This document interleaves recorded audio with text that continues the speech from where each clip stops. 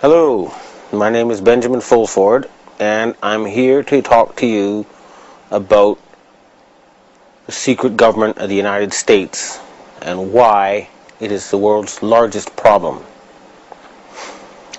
My involvement with the secret government started this spring when I interviewed Japanese Finance Minister Heizo Takenaka, or former Finance Minister Heizo Takenaka. 戦勝決算を許したりとかいろいろあったんじゃないですか。 Dragon's Den.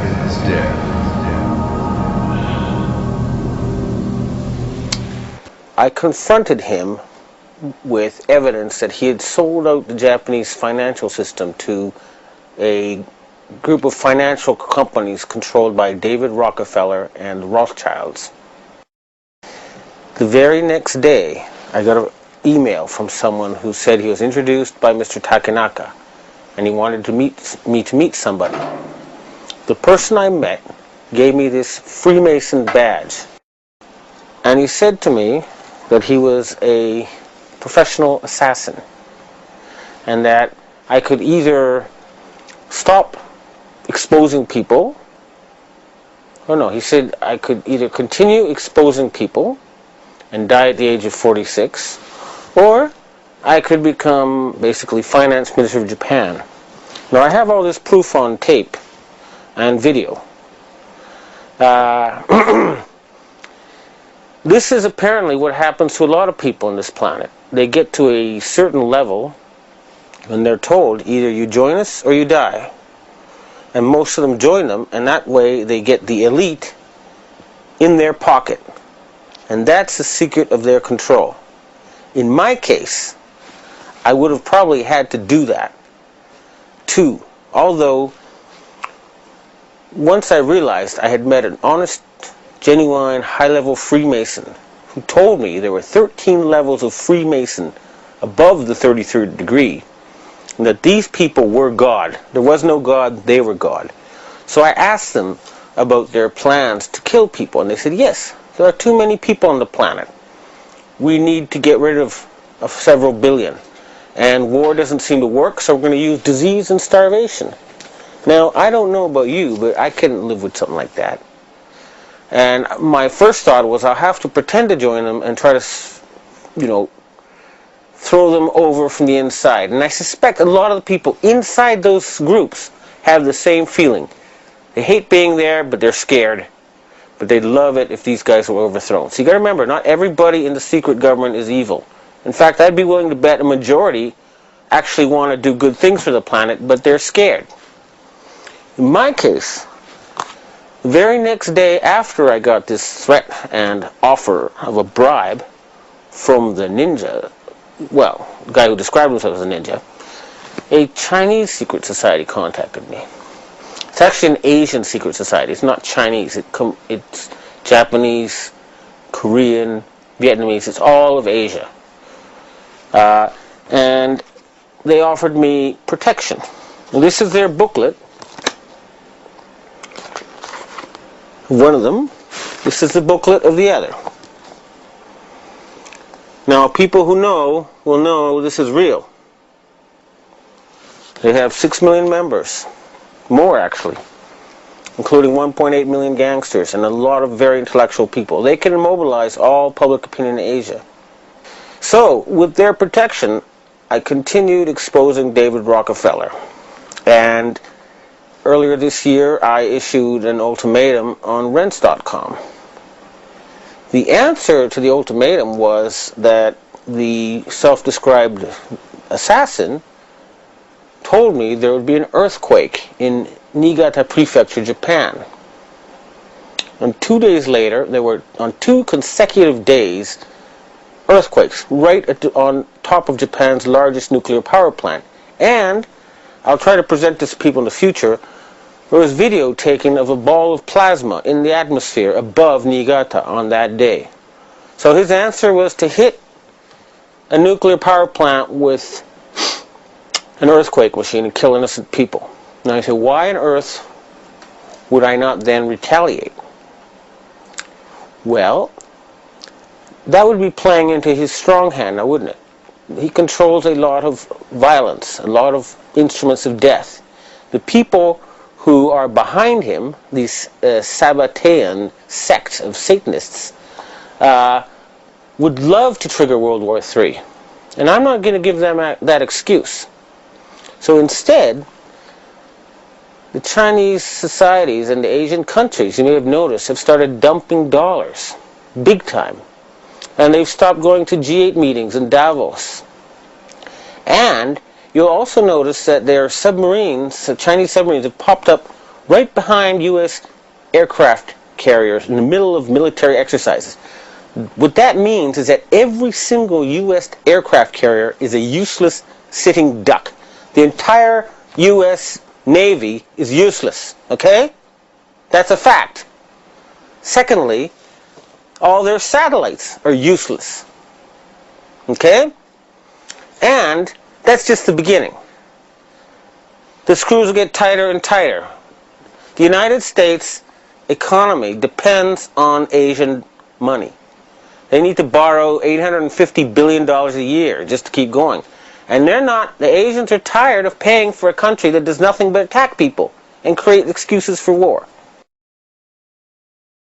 A lot of people are wondering why a picture of me smiling beside David Rockefeller appeared on the internet. And they're saying, how did I get to meet him? Well, he was here in Japan on what was supposed to be a top secret visit.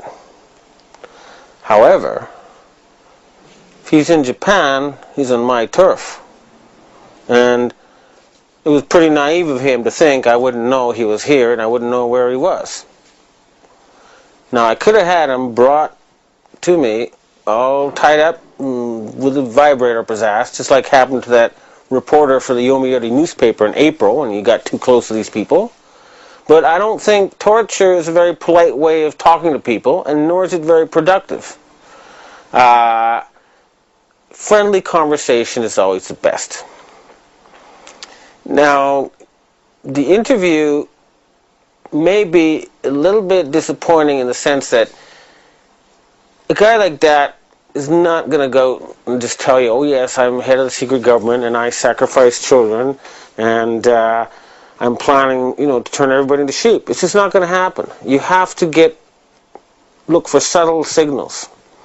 It's the rules of the game. I was a corporate journalist for 20 years, and I know that if you just ask those questions, they'll shut down the interview, you get nowhere. So if I said, why did you spread HIV and why did you create SARS? He would say to his bodyguard, get this Fruit Loop out of the room. That's how it works. So I had to operate within his matrix. And I hate going there. I hate that place. But I had to pretend I was a friendly journalist.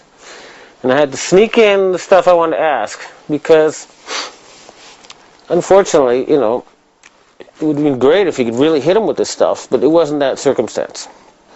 He was accompanied by the president or chairman of a fancy PR company and a guy who looked like heavy-duty Mossad type who could probably kill me in 3 seconds if it ever came to that. I came with a cameraman and myself. And now, you may wonder, when you look at this interview, why I was not more aggressive. The reason is simple. Years of experience have taught me that you get nowhere with an aggressive interview. I would only get lies, and here's evasions and spiel, and the interview would be cut short. What I've learned over the years is that you got to appear like their friend when you interview them, or you're not going to get good information. So I'm now going to show you the segments of this interview, and then I'm going to deconstruct them for you, so that you can know what I think this man is really saying.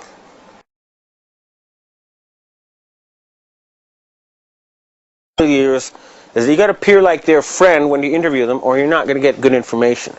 So I'm now going to show you the segments of this interview, and then I'm going to deconstruct them for you, so that you can know what I think this man is really saying.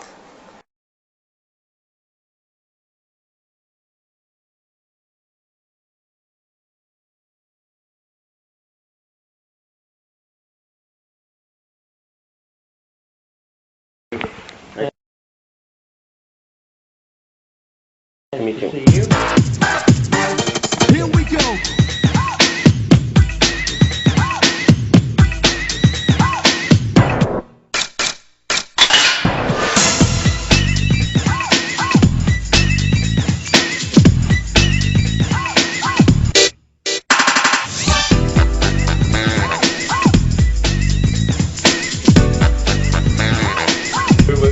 Ben want to get into the world situation and so on, and I would think, when he talks about the state of the world and the possibility of conflict and so on, I think you dismiss these things, in terms of whether there's going to be another war and all of that. Yes, that dismissed it. Dismissed in the sense that. Okay. And if he asks you if you're running the world, I think you dismiss that as well. Sure, yeah. But I think we can dismiss that before we start. Okay. Well, all right. So let me start though. I know that I've read quotes from you before, and I believe also from your memoirs, where you have said that you would like to see the formation of a world government. What sort of vision do you have for, humanity to stop war and get its act together? So. Well, I'm afraid I have to start with what you recall. I don't recall that I have said, and I don't think I really feel, that we need a world government. We need governments of the world that work together and collaborate, but I can't imagine that there would be any likelihood or even that it would be desirable to have a single government elected by the people of the world. So I think whatever you heard was misrepresented my feelings. Okay. So the first question is, he says, I don't want a government of the world elected by the people of the world. Okay, that's the key little sort of wiggle thing there.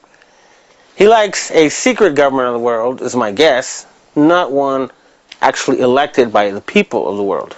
Okay? This is the key to understanding this.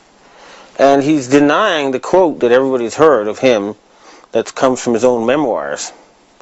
So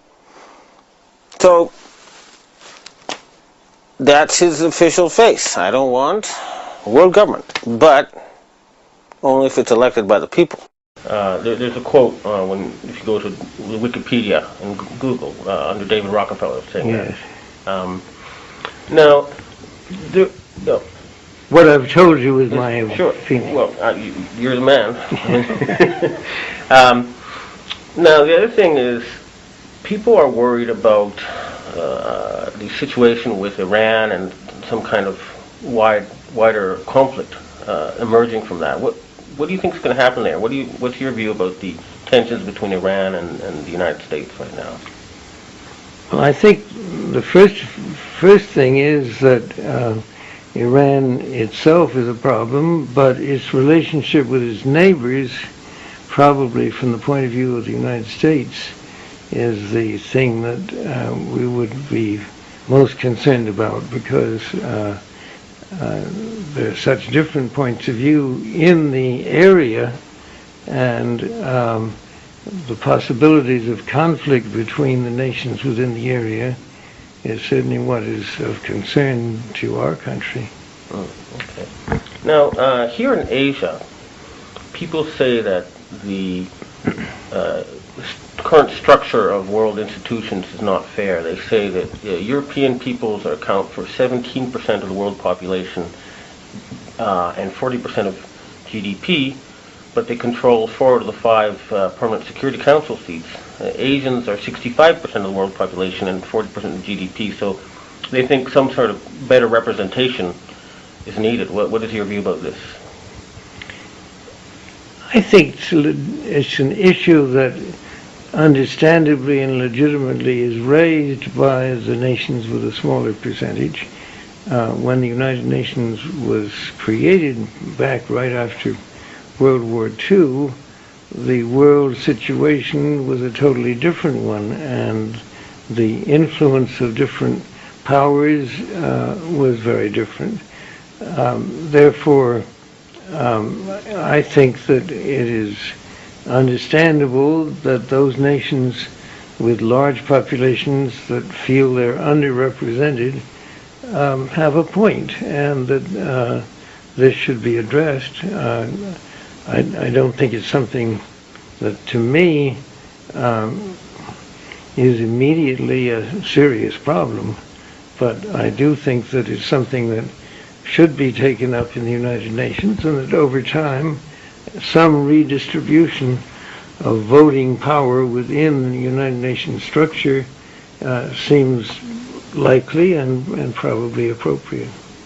Now, he's saying Iran is causing trouble with its neighbors, and I'm not aware of any such evidence, okay? It sounds to me like he's just trying to find an excuse to attack Iran. Now, on the United Nations thing, well, basically saying, someday, but not now. And his whole attitude is like it's really his decision, and it's not, okay? The Asians are tired of waiting. They're not going to wait another forever. Time has run out. This is what the Asian Secret Society is telling me, is that enough is enough. We live on the same planet. We both get rights to decide how it's run. They're tired of European domination of the planet. They want to share stewardship of the planet Earth. And the Asians want peace. They're tired of Westerners causing wars. They want world peace. That's what they want. And they want a more fair world structure. And I don't see any reason why that cannot be done immediately. Now, also, it's sort of difficult for me to ask this, but these days conspiracy theories are running rampant on the internet. And I thought you could, metaphorically speaking, take the bull by the horns and, let me ask you what, confront you with what, or ask you what these people are saying. Now, also, it's sort of difficult for me to ask this, but these days conspiracy theories are running rampant on the internet. And I thought you could, metaphorically speaking, take the bull by the horns and, let me ask you what, confront you with what, or ask you what these people are saying. First of all, they say that you are the secret ruler of the world. What is your response to that? Well, in the first place, you're not the first person who has raised this issue. There have been people ever since I've had any kind of position in the world who have accused me of being a ruler of the world. I have to say, I think for the large part, I would have to decide to describe them as crackpots. I mean, it makes no sense whatsoever and isn't true and won't be true. And to raise it as a serious issue seems to me to be irresponsible. Now, you see, that's what happens when you ask a question directly like that, okay? That's the sort of answer you're going to get. Are you the secret ruler of the world? You say, well, no, okay? So, later you'll see why you have to take a more indirect route to get the same response in a different way. So, for now, if you ask the man directly, he's going to deny everything. That's why you have to get a little bit more sneaky, as we shall see. And what about the candidate Ron Paul, who's talking about bringing the powers of the Federal Reserve back to the U.S. government, under the presidential control or control of Congress? I haven't read about that. Is that an issue? Well, he's one of the Republican. He's a Republican candidate, and that's what he's publicly calling for. So,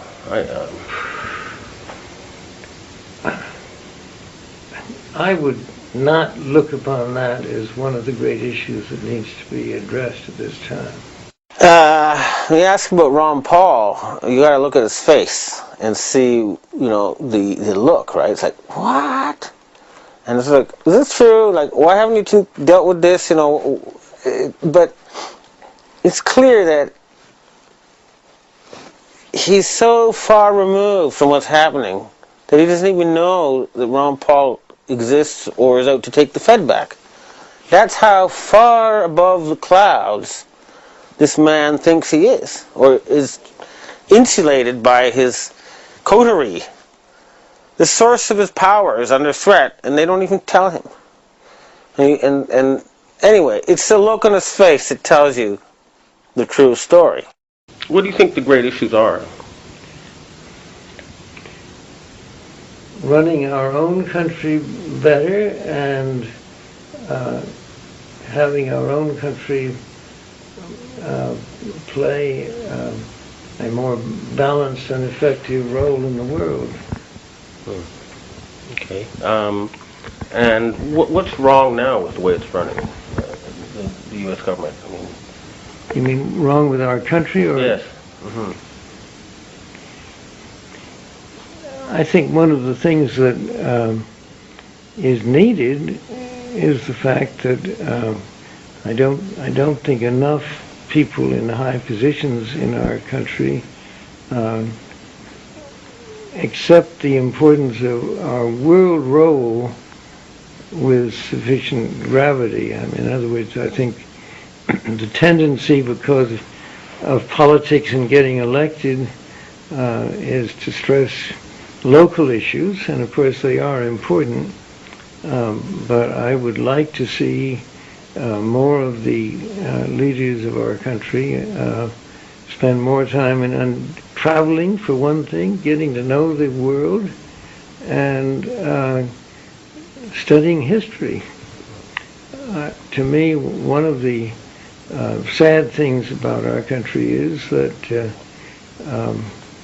our leadership, to a greater extent than I would like, is more concerned about very domestic issues than they are about our relations in the world. In this particular case, I have to agree. There's a joke going around in the world. What do you call somebody who speaks 3 languages? Trilingual. What do you call someone who speaks 2 languages? Bilingual. And what do you call someone who speaks 1 language? American. You guys are going to be left behind if you don't sort of take a look at the world. Okay, the world is passing you by. You're going to become irrelevant unless you keep up. You're going to lose to people who speak 2 or 3 languages and know 2 or 3 cultures. That's a warning. He's right on the mark, that one, at that time, I'm afraid to say. You guys are not the center of the world anymore. And the sooner you figure that out, the better it is for everybody. Okay. Now, what about the plunging dollar and the rising euro, and the apparently Asian countries have been unloading their U.S. Treasury holdings? Are you worried about the economic situation now?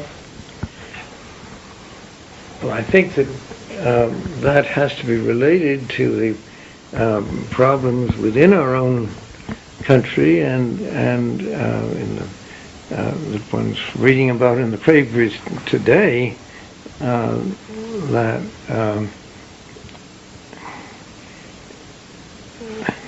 there's grave concern about what our role should be, how it should be handled, and how we should better manage our own domestic economy. And I think this is becoming a serious issue that is going to have to be addressed by any politicians who wish to be re-elected, that they have to see that the issue of our economy and what influences it is better understood and more successfully addressed. He looked quite worried when he talked about the collapsing dollar, and there's a good reason for that. The face value of all the dollars in the world is 10 times greater than the value of the U.S. economy. The Asian countries are saying, we're not going to use your dollars anymore if you keep going around killing people. And we're not going to support an army that's just attacking us. So this is your weak spot. This is your Achilles heel. And it's being attacked by the Asians. And that's no coincidence. You'll be meeting the Emperor, is that correct? I'm looking forward to that. What will you be talking about? That will certainly, to a large extent, be his decision. My impression is that emperors tend to lead conversations. I have had the good fortune and privilege of meeting him a number of times before. I would hope we would have a chance to talk a little bit about his views of the world and how he feels our country is relating to Japan. But also, our family has had quite close relations with Japan for many years and with the royal family. So my suspicion and even hope is that we might also talk about those relationships in the past and where they might go in the future. But Japanese newspapers have talked about this weekend about an imminent fundamental change in U.S.-Japan security relations. Have you heard anything about this? I don't think so, really. And it's not an issue that I would think the emperor would want to discuss with me. I mean, I can't imagine that would be one of the things we talk about. I don't think it would be appropriate. Right. And your nephew, Jay, he studied in Japan, didn't he? He spent 3 years here. And do you have good relations with him? Some Japanese people are telling me that you've had some sort of fight, but again, I don't know. No idea what they're talking about. We have very close, loving family relations.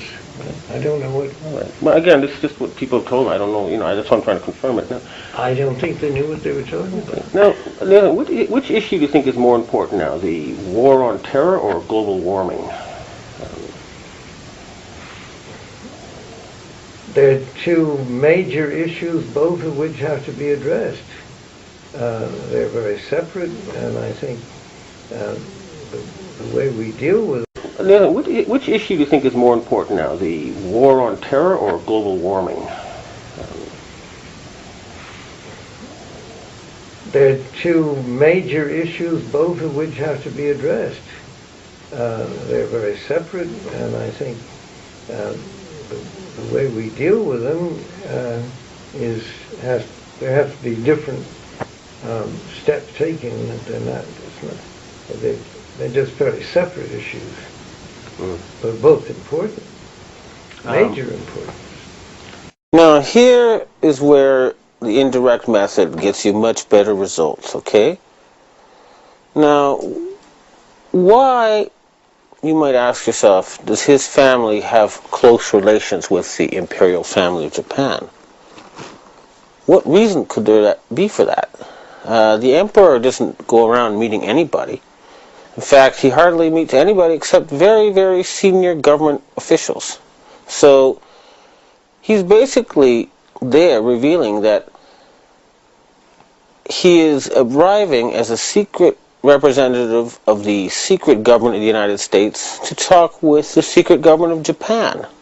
So here you have it. This is where he's admitting what he's denying earlier. That's the only explanation I can think of.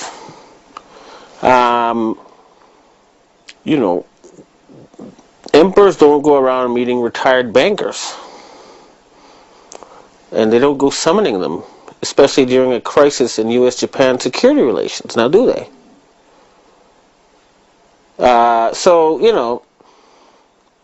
It doesn't make sense, except if you think of him as a secret ruler of the United States, and you think of the emperor as a secret ruler of Japan. That's the only reason why it makes sense for them to meet at this time. So everything you read in the newspapers about U.S.-Japan relations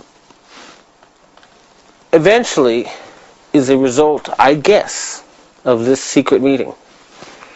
So he was summoned because something has changed. The Japanese government is no longer following orders. And that's also because of the Asian secret society.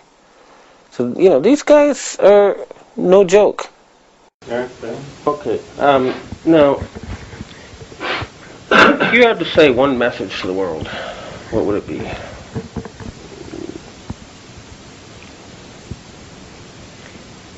I think that the best hope for peace and prosperity in the world is greater cooperation among nations, which in turn will be produced if both our governments and the people of our countries travel more and get to know each other better.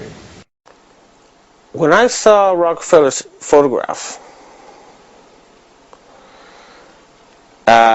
in the paper,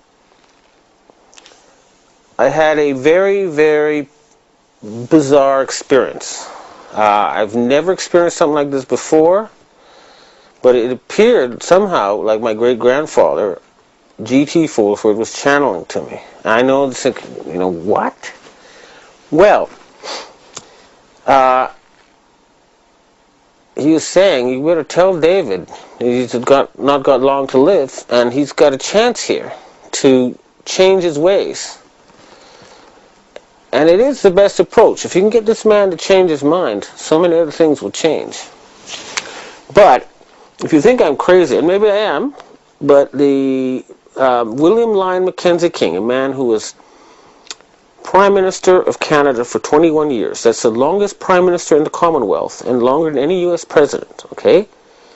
He regularly consulted with the ghost of my great-grandfather. And for some reason, 70 years after the fact, to this day, the contents of what that ghost told him have not been made public. They're not available on the transcripts of his diary that are on the web. Everything that the ghost supposedly told him has been deleted. So,